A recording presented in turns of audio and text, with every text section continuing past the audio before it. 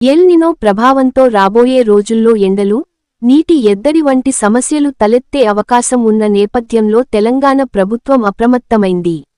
L నినోను సమర్థవంతంగా ఎదుర్కొనేందుకు తీసుకోవాల్సిన కార్యాచరణపై సంగారెడ్డిలో ఉన్నత స్థాయి సమీక్షా సమావేశం జరిగింది.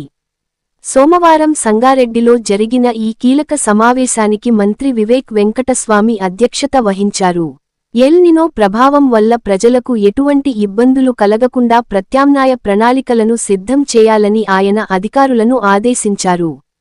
ఈ సమావేశంలో పాల్గొన్న ప్రత్యేక ప్రధాన కార్యదర్శి మరియు ఉమ్మడి మెదక్ జిల్లా స్పెషల్ ఆఫీసర్ ఏ వాణి ప్రసాద్ అధికారులకు దిశానిర్దేశం చేశారు. జిల్లా కలెక్టర్లు ప్రతీక్ జైన్, ప్రతిమ సింగ్తో పాటు అడిషనల్ కలెక్టర్లు, additional SP Chaitanya Reddy, MLC Anji Reddy మరియు స్థానిక శాసన సభ్యులు చింతా ప్రభాకర్, సంజీవ రెడ్డి, మాణిక్ రావు, సునీతా లక్ష్మారెడ్డి మరియు పలువురు మున్సిపల్ చైర్మన్లు, ప్రజాప్రతినిధులు ఈ సమావేశంలో పాల్గొన్నారు. సాధారణంగా ఎల్ నినో వల్ల వర్షపాతం తగ్గడం, ఉష్ణోగ్రతలు పెరగడం వంటి పరిణామాలు కనిపిస్తాయి. అయితే ఇప్పుడే ముందస్తుగా ఈ స్థాయిలో ఉన్నత స్థాయి సమావేశం నిర్వహించడం, శాఖల వారీగా సమన్వయం చేసుకోవడం అభినందనీయం.